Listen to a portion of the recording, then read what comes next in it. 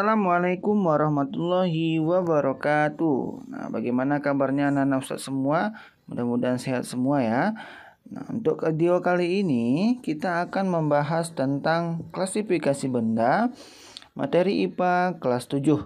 Nah, adapun tujuan pembelajaran kita pada materi kali ini, yang pertama, antum dapat mengetahui atau membedakan benda mati dan benda hidup atau makhluk hidup. Kemudian yang kedua, antum dapat memahami ciri-ciri dari makhluk hidup.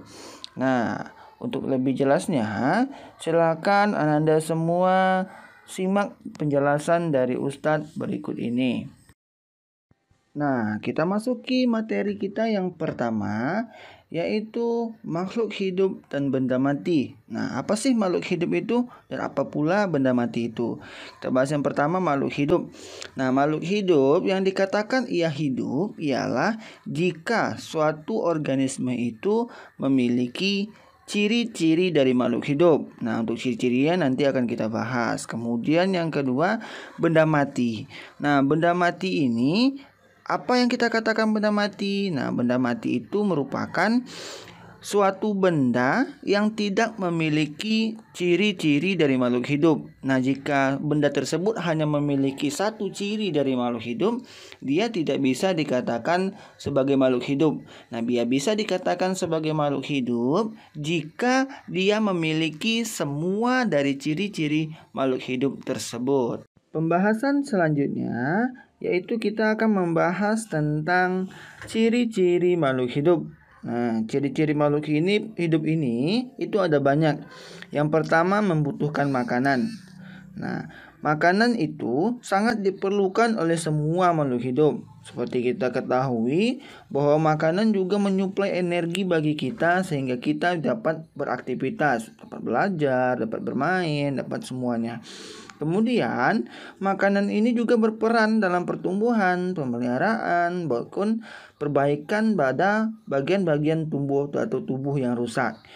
Pada hewan dan manusia, mengkonsumsi makanan dalam bentuk itu yang sudah jadi dan siap makan. Apa contohnya? Itu seperti susu, roti, daging, telur, buah, dan sebagainya.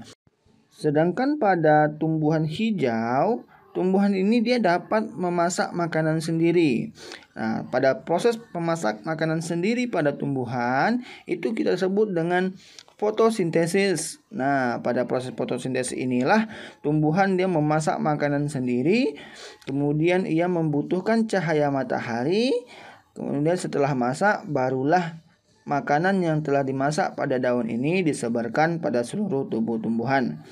Kemudian ciri yang kedua yaitu bernapas atau respirasi. Nah, seperti yang kita ketahui, semua makhluk hidup itu bernapas. Contohnya kita sebagai manusia, kita bernapas menghirup udara atau menghirup oksigen. Kemudian setelah napas dihirup, napas akan dikeluarkan lagi dalam bentuk racun atau yang disebut dengan karbon dioksida. Selain itu, oksigen yang diserap digunakan untuk memproduksi energi dari makanan yang telah kita makan tadi. Nah, sehingga kita dapat bergerak kemana-mana atau beraktivitas kemana-mana. Nah, energi yang dihasilkan tersebutlah digunakan untuk sebagai pembantu kita bisa melakukan semua aktivitas dalam kehidupan sehari-hari.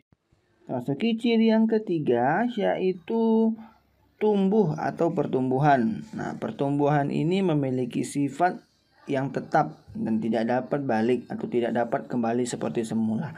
Nah, seluruh makhluk hidup awalnya berasal dari satu sel dan terus tumbuh menjadi organisme dewasa yang memiliki jutaan sel atau banyak sel.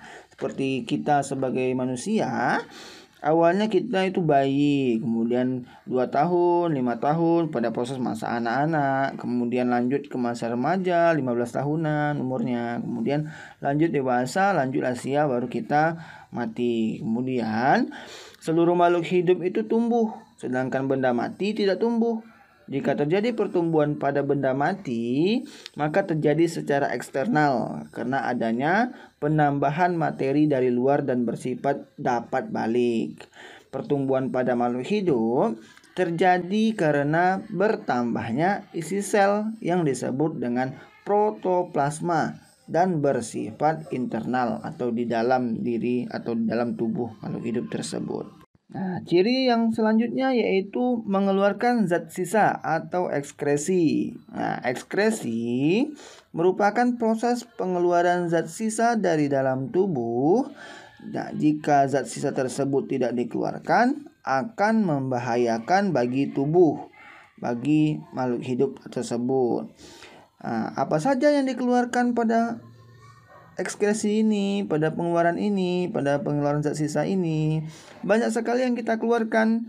Yang pertama yaitu tinja atau feses. Kemudian ada urin, ada keringat, ada karbon dioksida. Nah, sedangkan pada tumbuhan, zat sisa itu berupa karbon dioksida dan uap air yang dikeluarkan melalui stomata.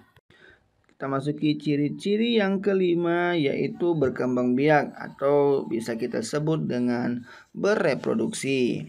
Setiap makhluk hidup memiliki kemampuan untuk berkembang biak. Contohnya, seekor kucing akan melahirkan anak kucing yang akan menjadi tumbuh kucing dewasa. Kemudian seekor ayam betina bertelur, telur tersebut rami, kemudian menetas menjadi anak, kemudian lanjut ke ayam dewasa, baik itu menjadi ayam betina ataupun ayam jantan.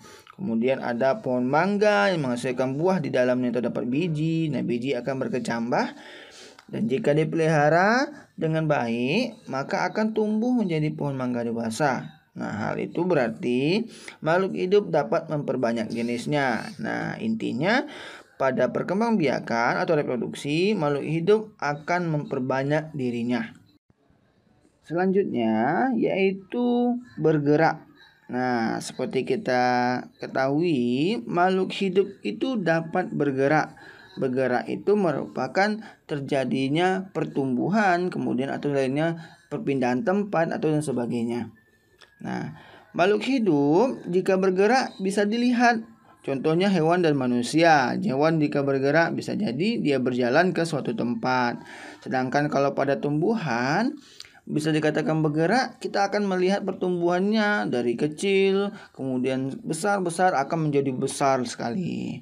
Kemudian, apakah kita katakan bahwa seperti kendaraan baik itu motor ataupun mobil yang berjalan kita dapat dia bergerak, apakah ia bisa kita katakan sebagai makhluk hidup? Nah, kita kembali lagi seperti pembahasan yang sebelumnya yang Ustaz jelaskan tadi, bahwa setiap yang bergerak tidak pasti itu makhluk hidup. Dia pasti makhluk hidup jika dia memiliki ciri-ciri makhluk hidup. Nah, kalau kendaraan seperti mobil atau motor ini kan dia hanya memiliki satu ciri makhluk hidup saja.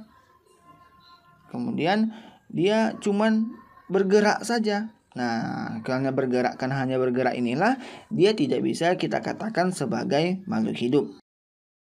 Nah, itulah tadi penjelasan awal kita tentang klasifikasi benda pada benda mati dan benda hidup serta ciri-ciri dari makhluk hidup. Nah, setelah ini akan kita bahas ke lebih lanjutnya pada materi ini juga, materi klasifikasi benda juga, teman, pada materi lanjutan dari video ini. Nah, untuk hari ini, untuk video ini cukup sekian dulu dari Ustaz. Ustaz mohon maaf apabila terdapat kesalahan. Ustaz akhiri. Wassalamualaikum warahmatullahi wabarakatuh.